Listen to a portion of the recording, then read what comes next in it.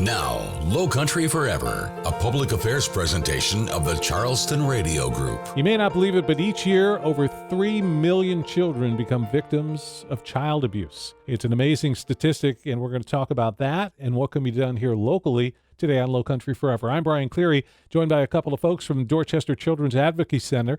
First of all, Brooke Anderson is the Clinical Outreach Coordinator, and Stephanie Crane is the Director of Development and also Marketing. So let's start with you, Brooke. What is it that people should know about the Dorchester Children's Advocacy Center? I think the biggest thing to know about us is that we are a service to the public, and we believe that healing from child abuse is able to happen and that we can provide the community and children that have been victims of child abuse with healing treatment services. This is a huge trauma when this happens, but we want the community to know that we have resources and we're here to help them through that process. And I saw 3 words on the website, Brooke, that popped out to me: hope, heal, empower. Are those the 3 words that you guys build around? Yes, we build around those words. We know that a lot of times when child abuse happens, those are things that are hard to believe at the time, but we do believe that hope is available and healing is available, and empowerment of those children and those families that have experienced the trauma can happen for sure. And we've seen it happen time and time again. I tossed out that statistic at the beginning of this about 3 million children, and I think some people hear that and go, well, yeah, I know that happens, but that's probably in California, that's in New York, not here in the Lowcountry, but child abuse, sadly, is everywhere. Yes, it absolutely is everywhere. And that's something that when I started working here, that statistic can sound really just big, and it kind of is striking. The thing is, when you're seeing it on an individual level too, it really impacts you more. And you see these are not just numbers, these are children that have been affected, and their families are also a big part of that effect. So we work really with the children and their families through that whole healing process. And it takes the whole community to really be aware of that and know that it's really a community effort to help children and families heal from this type of trauma. And to give listeners an idea of the kind of quality work that's being done at this center, Stephanie, your executive director, Dr. Kay Phillips, was just the recent recipient of a nationwide award. That's got to be pretty special for the organization. It is. And, we've been in service for 18 years. And so our staff was able to dominate her for this award, and we just are very thrilled. She's so deserving of it. She's spent the last 18 years a lot of time and effort to help these children and provide opportunities in the community for families and children. So we're just very elated and excited for her. So she's the winner of the Barker Horowitz Lifetime Achievement Award from the National Children's Alliance. So for somebody listening, let's go down to the brass tacks here of terms of how is it that a child would be involved with, or that you would be able to, as the Dorchester Children's Advocacy Center, get involved with a particular child? When there's a case of abuse happening, we will take referrals from anyone, but we usually get DSS or law enforcement involved.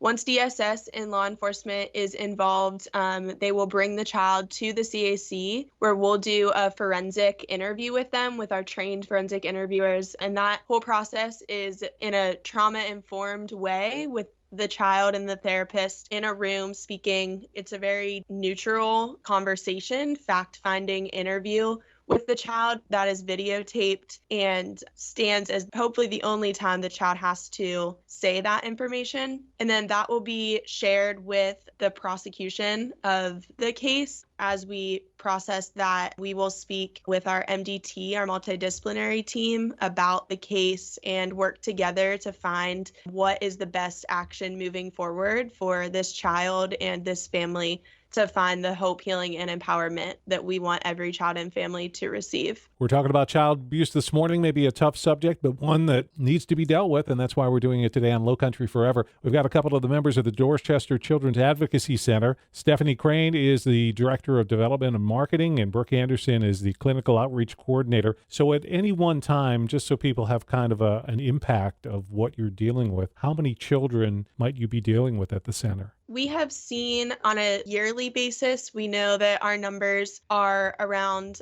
1,200, and that is a pretty staggering number. That is clients. In the past, we would see it as we would number children, but now we do clients in general because we also see family members, and we know that they're very impacted by this as well. So that's 1,200 clients yearly. Now, the center is based in Somerville, but are you just dealing with children from Dorchester County? We also service Charleston and Berkeley County, and in the 18 years that we've been in existence, we've served over 16,000 children. We are excited to announce that we are going to open a satellite center in Berkeley County as well. Most of our clients at this time do come from Berkeley County, so we will be opening a new center in Moncks Corner, hopefully by the end of this year. Wow, that's great news there. Now, in terms of how you guys operate, are you getting monies from the state, from the federal government, local tax dollars? How is it that you're able to operate the center? So we do apply for grants. So we get federal and state funding, as well as we have 3 major fundraising events a year. We do those events. We have 2 golf tournaments, and then we have our Pinwheel Gala event that we get some fundraising donation efforts from. And then, of course, we accept donations throughout the year. We also have one tax millage comes from Dorchester County, and that is a huge help to our center. Really, the reason we can do what we do in Dorchester County, and so that support from them is very much appreciated. So for someone who might make a donation to your center, where can you tell them the money is going? How's it being used? So all of our services are free to children and families. We are a 50c13 nonprofit. So every single thing that we do here is going to be free of cost. And it's approximated that throughout the process of investigation with the CAC, children and families are saving approximately $1,000 due to the services that they would need and that we're able to provide them free of cost. So obviously it takes money for this to happen. Stephanie, you referenced some of the events that you've had. Are there still some events that are going to be coming up this year that people can be a part of and in that way donate and help out the cause? We do. So we will have our Berkeley County Golf Tournament, which is going to be Monday, October 3rd. We are still looking for sponsorship opportunities. So any business or company that might be willing to want to have a golf tournament, want to have players in the golf tournament, that's what we're looking for. If anybody's interested, again, that date is Monday, October 3rd. So we're talking about child abuse today on Lowcountry Forever. I'm Brian Cleary, joined by Brooke Anderson and Stephanie Crane. They are both with the Dorchester Children's Advocacy Center. Now, is it possible if there's somebody listening who owns a business, an organization, they want to help out your center, what is it they can do to assist? They can contact me, Stephanie Crane. They can go to dorchesterchildren.org. There they can make a donation, or they can go to events and they will see the Berkeley County Golf Tournament and they can sign up for a sponsorship under the events page. I also wanted to add that we have a kids care program that we do year round. And so there's different things that you can donate throughout the year. We have a kids hygiene closet that we give all of these out to the clients that we serve year round. We also have a kids school closet that we get a list of everything children need that have been seen at our center from their schools and provide them with that. It goes from June through August. And then we also have a kids jacket closet that occurs October through February. And in the holiday time, we do have an Operation ELF program where all of the families and children that have been served by us in the last 3 years have the opportunity to receive gifts from people that give donations to us for that. So those are great, wonderful ways to help support our cause. So what would be your greatest need? If there was somebody listening this morning and thought, yeah, I'd like to do something to help, outside of donating money, because obviously that's important, is it specific items that you need? Do you need volunteers? What is it that I could do to help out the Dorchester Children's Advocacy Center? I know that they're always looking for bags to put those hygiene products in that we give out to children. So that is something that we're always in need of. And those specific donations, the hygiene closet, those closets run out so quickly. So we always need hygiene supplies. We currently right now are really looking for school supplies for our school supply closet. So those, I would say, are the 2 biggest things that would be a very huge help for our clients right now. And if somebody said, boy, I'd really like to give some time to this, I would assume there'd have to be some training in terms of being involved. I mean, do you even accept volunteers for the center, or is it more that, hey, maybe I can volunteer and help out at the upcoming golf tournament? We don't necessarily do volunteers at our center just with the scope of the clients that we see and due to HIPAA, but we are always looking for volunteers at our golf tournament, whether it's beverage cart driver or just helping set up the event or helping with registration. And for a child that might be in the program, so people understand, are they going to their regular school, living their regular life, and just visiting the center and getting assistance? The center isn't a place where they're living. Correct. It's all outpatient services. So yeah, the child comes here for the services that they need, and we do the forensic interview here, and then we do any longer term trauma treatment here with our counselors. So they would come to us, and yes, they can be living wherever is best fit for them to live. So on the website, I noticed it says Dorchester Children's Advocacy Center is dedicated to creating communities in which children and families live free from abuse and are free to reach their full potential. Obviously, that's your goal. I think you guys would probably be happiest if you were completely out of business, but we need you. Right. Is there a way? How do we get to that point? Well, I will say that a big part of my job that I do is prevention training programs in the community. And those are all free of cost to any youth serving organization that is interested.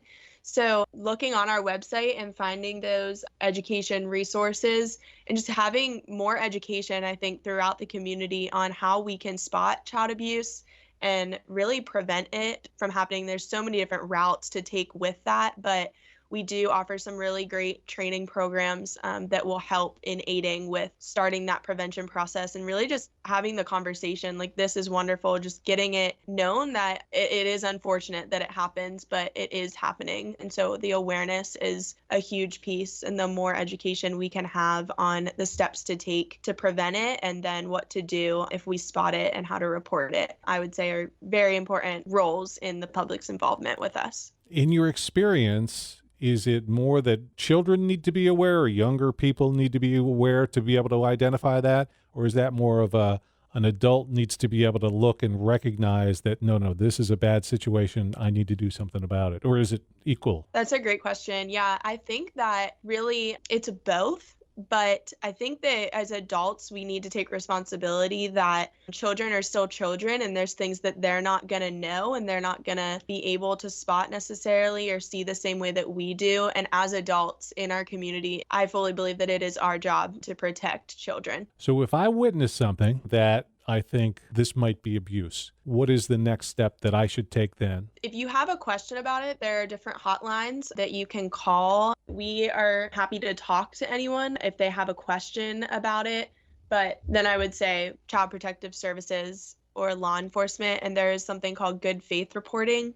So if there really is a reason to believe, there's nothing wrong with reporting something or calling and asking a question. And then you guys come in at that next step that maybe law enforcement comes in, finds there an issue, and then that's where the center really steps up and takes over. Yes. So that would be the start of the investigative stage for DSS and law enforcement. And then they will bring the child to the Child Advocacy Center once that case is opened, and we will do the forensic interview with them. Now, from time to time, you guys will host community luncheons. So what happens at a community luncheon? What are they about? It's a good opportunity for us to expose ourselves and provide that awareness in the community. So when we invite those to come to these community luncheons, they're about an hour and a half. They get a tour of our center, kind of really understand what we do, and then it's followed by a presentation by our executive director, Dr. Kay Phillips, and then we provide lunch as well. So our next lunch is going to be August 18th, and those lunches are from 11:30 a.m. to 1 o'clock p.m. And for people who want to find out more about what you do or find out all that you do and get information, I guess the best place to go would be to your website. Yes, absolutely. You can also follow us on social media too. We have Instagram and Facebook. So those are great ways to stay in touch with us as well. So what's the web address and what are your handles on social media? So our web address is dorchesterchildren.org. Our Instagram is Dorchester CAC, and our Facebook is Dorchester Children's Center. From the Dorchester Children's Advocacy Center in Somerville, Stephanie Crane and Brooke Anderson, our guests today on Lowcountry Forever. The Charleston Radio Group is the Lowcountry. Every week, we highlight local organizations and events that are helping to make a difference here where we live. If you have a group, event, or an idea to feature on Lowcountry Forever, let us know. Visit lowcountryforever.com and click on our podcast link for contact information. Now, Lowcountry Forever continues. In an area with a lot of amazing places, there is beauty across the Lowcountry, particularly when you talk about the Isle of Palms and the beaches. Driving across the IOP connector, sometimes it's really a breathtaking view. Today we're talking Isle of Palms on Lowcountry Forever. I'm Brian Cleary, joined by the mayor of the Isle of Palms. Phillip Pounds is joining us today. Mayor Pounds, thanks so much for your time. What is it that made you decide to run to become the mayor of the IOP? So, Brian, I started on the planning commission for the Isle of Palms before I had retired. So maybe 2016, 2017, somewhere in there. And that was kind of a nice entree into, the bigger picture, the strategic issues that are going on the island. We were able to kind of work behind the scenes on pretty large scale projects like drainage or sewer or whatever.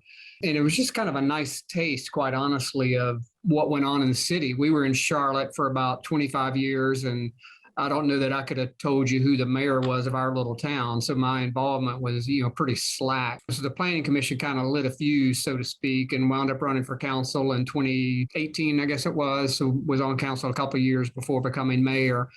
And it's been interesting, Brian, the whole skill set from my financial career. There's a lot of pieces of it that transfer over that I would not have, known that without living it for a little while now. But so it's been a good transition from, a long-term financial services career to seeing how you can give back to the community and help out. So, Mayor Pounds, you've been a full-time resident on the Isle of Palms since 2015. You just told us in Charlotte before that. Before we get into any issues or something, let's get introduced to you. You grew up where? Can you tell us a little bit about your family? Born in Texas, grew up mainly in Louisiana, kind of northwest corner of Louisiana, and then wound up in Charlotte, in financial services career for 30 plus years. And what started out as First Union became Wells Fargo at the end of the day. I sat in the same seat, but they kept changing the colors on the front of the building. And so my wife also just recently retired and, is taking up golf and pickleball and all the requisite pieces that you're supposed to do. We're hopefully going to be able to travel a little bit, but we've got 3 kiddos and one just recently got married and 1 grandson. So everybody's kind of spread out a little bit. People may not realize, but on election night, at the end of the night, you went to bed and you had no idea whether you were mayor or not because the vote was so close. Take us through that if you can a little bit and what happened the next morning. Sure. It's, small town America. We still post our election results on a ticker tape, if you will, on the window of our rec center. So me and the other candidate were there together with our spouses and a couple of reporters and, all doing the math and trying to figure out who won and what was what. And it was interesting, Brian, early on, it looked like my opponent had won and we had a nice big hug and congratulations to each other. More votes kept coming in and confusion reigned a little bit. It was an interesting evening for sure. And it was, we knew at the end it was about maybe 100 votes different. But there were 20 or so provisional votes that they had kind of set aside, if you will, to count the next day or the next at the registrar of voters. Election was on a Tuesday. It was a Thursday, actually, when everything got certified and finalized. So an interesting 48 hours or so for sure. So does that mean in these days of election fraud, insurrection, hanging chads, can the country look at the Isle of Palms and say, we can have fair elections, and at the end of the day, we can shake hands and go home? I think all is well on the Isle of Palms. I think we're safe. And it was interesting, the Thursday when everything finally got certified, I was in front of City Hall and doing a couple of interviews with local TV stations, and my opponent saw me and came in, and it was a really great kind of ending to an interview. Had a nice big hug, and our relationship's fine, and everything's good on the IOP, Brian. And it goes to show, if you don't believe it, every vote counts. This is Lowcountry Forever. I'm Brian Cleary, and we're talking with the Isle of Palms Mayor Phillip Pounds. Now, Mayor Pounds, let's get to it. In these days of Republican, Democrat, left, right, liberal, conservatives, let me lead you with the important question: Clemson or South Carolina? Where are you? I went to a different color orange. My wife is a Clemson University graduate, so I have fully jumped on the bandwagon. I went to University of Texas, so I've got a little bit different shade, but I'm fully on the Tiger bandwagon now. I was going to say Louisiana, you could say Tiger and then be covered either way. Good point. That's fair. Well, you have a unique situation here on the Isle of Palms, at least in terms of mayors, because if we talk to, say, Mayor Rainwater in Hanahan, nobody would be from Somerville saying, hey, I've got a problem with parking in your town. But obviously the Isle of Palms is a little more unique with the beaches that you have. So if you wouldn't mind, let's talk about that a little bit. And can you lead off with talking about it from the resident standpoint? Because I think maybe folks in Somerville, North Charleston, Mount Pleasant, they don't understand where the residents are coming from in terms of beach parking. Yeah, and I think that's a great way to segue into this topic. The island, obviously a great destination for anybody in the area, and beautiful beaches and nice wide beaches and plenty of room. Brian, from a resident standpoint, we offer about 1,700 parking spots, rough numbers, on the island, and about half of those are free and half of those are paid. You may know we have a big county park here on the island as well. That's a paid parking area, but it's got lifeguards and facilities, and right at our front beach area where there's a lot of restaurants and shops and such. So from a resident view, certainly welcoming of anybody that wants to come to the island and visit for a day, a week, a month, or whatever. But there is still a very large piece of the island that's residential, and that's what we try to protect from a parking standpoint and a flow standpoint. And that's why we've tried to put our free parking along Palm Boulevard, which has about 50 or so access points, to make it easy for folks to get to the beach quicker. And that's why our free parking is along Palm. So from a resident standpoint, that's where we want to keep that parking and protect the neighborhood, so people aren't running up and down our residential streets that are 20 miles an hour and kids are playing and such. So that's kind of the view from the resident standpoint. And obviously you're the mayor of the Isle of Palms, so you're not necessarily concerned with somebody from Somerville, but you're still welcoming to folks from all over the Lowcountry. So I guess in a way you can understand where they're coming from, but it's still the residents that are the people that you serve. It is. And you're right. And again, part of our messaging has been, the state requires us to have so much parking based on mile of beach. And the Isle of Palms provides about 8 times the required amount of parking that the state puts out there, which is great. But unfortunately, the island doesn't grow. Mount Pleasant, Somerville, Moncks Corner, everything grows, and that's great to be a part of a vibrant Lowcountry area that has just had great success in the last 5-10 years, pick a number. And hopefully that'll continue. But, we just have to be smart around how we manage traffic flow and do what we can to make it better for everybody, not just residents, but, day trippers and short-term rentals and everyone that's coming to our island. So you've been the mayor for enough time, you're settled in, you're on the job. What is it that you see in terms of your role? What are the major problems, issues, things that you're dealing with facing the Isle of Palms right now? We get sworn in early January. So one of my first actions was to meet with your mayor as well as Sullivan's Island mayor, just to start getting in front of the summer rush, if you will, and whatever we could control to put projects or things or people or resources in place to try and get in front of that summer rush. It's not a surprise that Memorial Day shows up every year and that the crowd show up right about that same time. And there aren't a lot of things in our control, Brian, but I just felt it important. I had met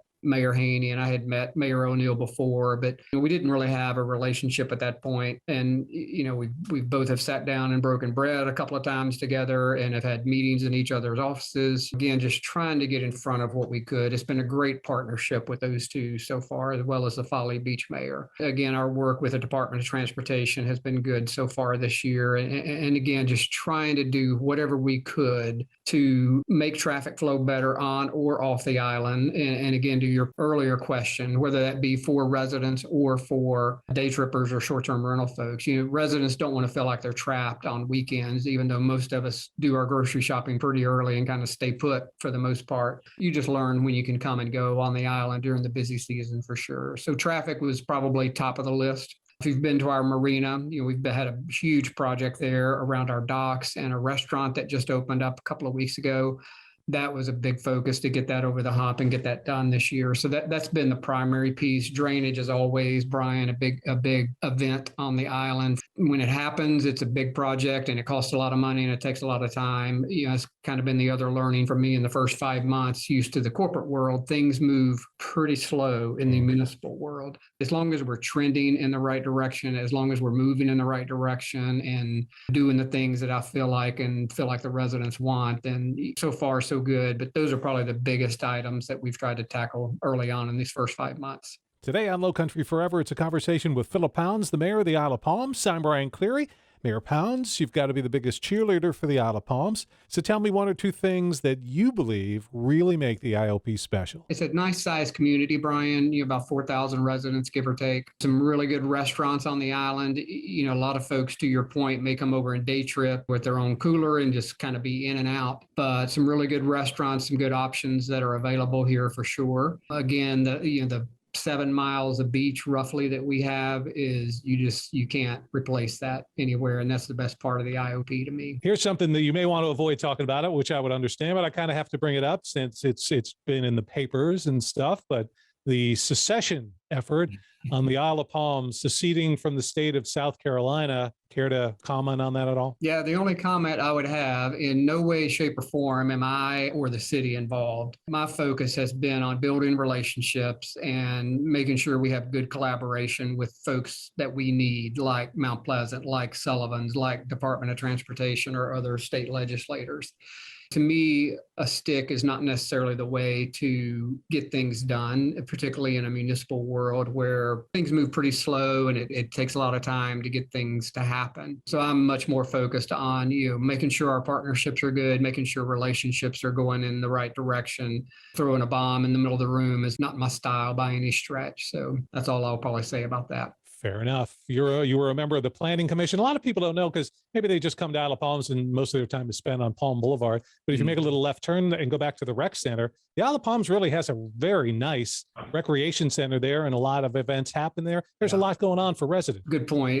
There's probably three pieces of city-owned property. Rec center is certainly one. It's a great jewel right in the middle of the island that serves mostly island folks, between us and Sullivan's, as well as a lot of Mount Pleasant folks that come over for classes or whatever. The marina is actually city-owned property that's, again, a jewel right on the water. And then we've got two municipal lots right down by Front Beach where we have about 400 parking spots that we have left undeveloped at this point. We may look at some options in the future, but you're right. The rec center is just a great piece of property that we have farmers markets there and kids soccer and baseball and just about anything else you want to have. It's really a nice spot. You're right. And we've talked a little bit about parking and traffic. You've gotten a little help from CARTA because, again, this summer we're looking forward to having that free beach shuttle. And I think, as the mayor and the police chief would probably agree, that's something that you hope people take advantage of. Absolutely. And we just did a press release with Mike Seekings, chairman of CARTA, and town center folks to announce the timing, the shuttle, the route, the times of the routes, and so forth. And you're right. Last year was our first year. Ridership was okay. So it's been great. And again, I hope this year ridership will pick up. And to your point, if we have 300 people on it this summer, that's 300 cars that haven't come over here most likely and try to find a parking spot and get frustrated. So hopefully it'll be better use. I know Mount Pleasant has also plugged into the VRBO world and hotels there to make people aware of it. So I'm hoping ridership will have a pretty good increase this year. So Mayor Pounds, you're finishing up your first half year as mayor of the Isle of Palms. If you look to the future, what do you see for the Isle of Palms? What are the issues that you're going to be dealing with moving forward? This whole traffic and parking, I think, is going to be a constant for us without a doubt. And every year there's not going to be new things that you can do from a flow standpoint, but, we will continue to work with our Department of Transportation friends and anybody else in the community that can help out or change things for us. Drainage is always top of our list for sure. And I want to make sure we continue to push the ball on that. We have some hot spots definitely around the island that we need to take care of. We just kicked off this month two really big projects on the island that'll take 6 months to a year to complete from a construction standpoint.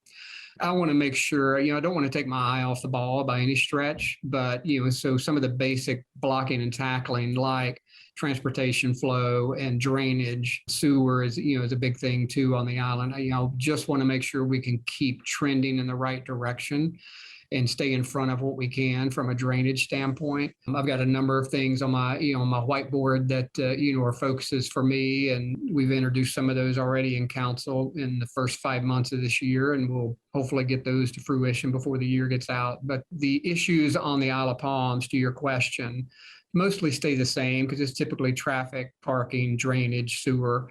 You're just trying to be sure you can maintain that quality of life for our residents as well as our visitors, and that everybody can coexist in a great way. Mayor Phillip Pounds with the Isle of Palms, if a constituent would like to get a hold of you in some way or speak with you, what's the best way for them to do that? Best way to do that, I am in the office. I have stated office hours a couple of days a week. I'm usually here every day, but they can go on our website and find out exactly what those days are. I do a coffee once a month, last Friday of every month, that is just open to the public and whoever would like to come. My email address, my cell phone numbers on our website, iop.net. That is easily accessible. So I try to make it as easy as possible, and different venues and different ways. So hopefully people's needs are getting met. He is the mayor of one of the most beautiful spots in all of the Lowcountry, the Isle of Palms.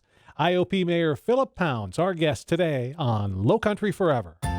Thanks for listening to Lowcountry Forever. If you missed any of this week's show, there's a complete recording under the podcast link at lowcountryforever.com. Lowcountry Forever is a public affairs presentation of the Charleston Radio Group.